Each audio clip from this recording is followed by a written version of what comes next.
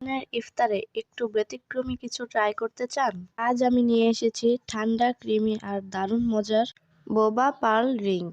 শুধু দেখতে সুন্দর নয়, বরং খেতেও অসাধারণ। আর সবচেয়ে বড় কথা, ঘরেই খুব সহজে তৈরি করা যায়। বোবা পার্লের চিউই টেক্সচার আর ঠান্ডা দুধের মিলনে তৈরি এই ড্রিঙ্ক ইফতারের পর আপনাকে দেবে এক অনন্য প্রশান্তি। তাহলে চলুন দেখে নিই কিভাবে খুব সহজে এই মজাদার বেভারেজ তৈরি করা যায়।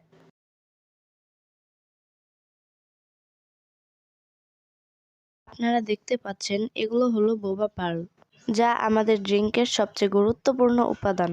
এগুলো চিউই এবং মজাদার, যা পানীয়তে এক দারুণ টেক্সচার যোগ করে।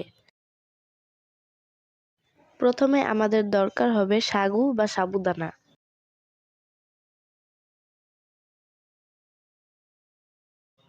একটি ব্লেন্ডারে এটি ভালোভাবে ব্লেন্ড করে নিব, যাতে একদম মিহি গুঁড়ো তৈরি হয়।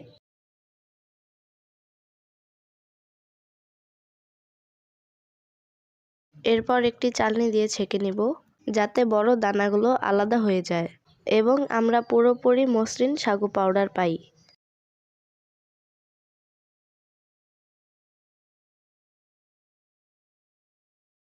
এবার এতে যোগ করব কোকো পাউডার এবং চিনি।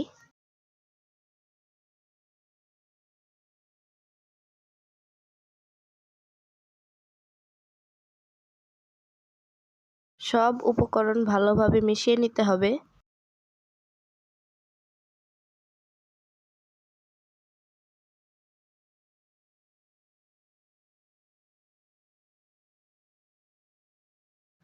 এরপর অল্প অল্প করে পানি দিয়ে একটি নরম ডো তৈরি করব।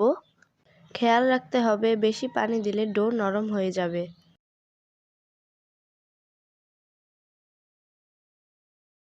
এভাবে সময় নিয়ে অল্প অল্প করে মেখে নিতে হবে।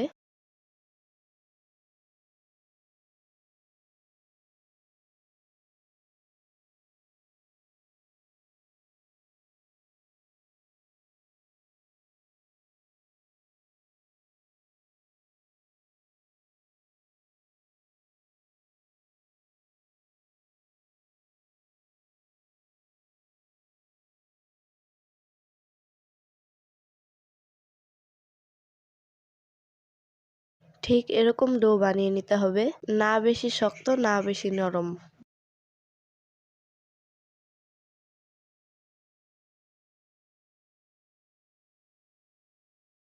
এবার ছোট ছোট বল বানিয়ে নিতে হবে। আমি কিভাবে বানিয়েছি তা দেখিয়ে দিলাম। সবগুলো পার্ল বানিয়ে নিলাম। এবার চুলায় একটি প্যান বসিয়ে তাতে পানি দিয়ে দিব এবং বোবা পার্লগুলো সিদ্ধ হতে দিব। পানি ভালো করে ফুটিয়ে নিতে হবে, যেন ভালোভাবে সিদ্ধ হয়।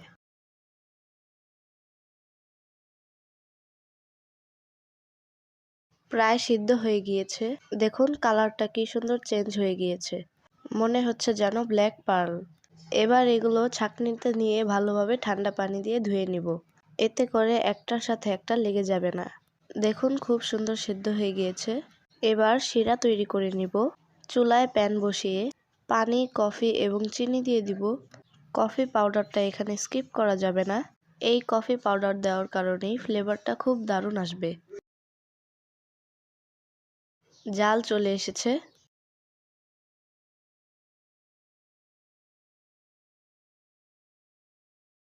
এবার বোবা পার্লগুলো দিয়ে দিব।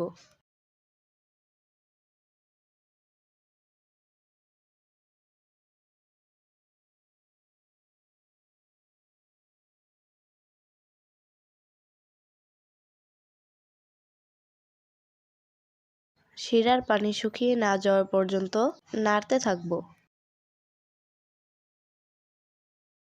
আমরা রেসিপির একদম শেষ পর্যায়ে চলে এসেছি। পার্লগুলো তৈরি হয়ে গিয়েছে। এবার আমরা গার্নিশিংয়ে চলে যাব।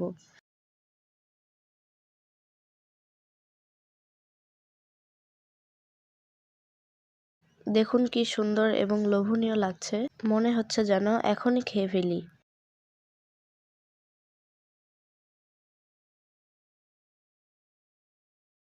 চাইলে গ্লাসের চারপাশে চকলেট সিরাপ লাগিয়ে নিতে পারেন, তবে আমি আজকে সিম্পল রাখছি, কারণ ইফতারের সময় একটু তাড়াহুড়ো থাকে। এখন গ্লাসে প্রথমে বোবা পার্ল দিয়ে দিব।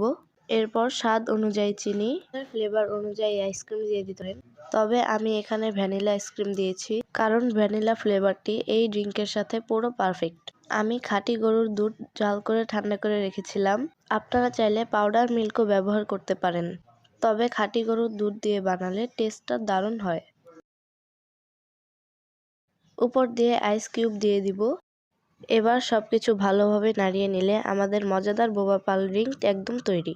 দেখলেন তো কত সহজে, মাত্র কয়েক মিনিটেই আমরা তৈরি করে ফেললাম এই অসাধারণ বোবা পাল ড্রিঙ্ক।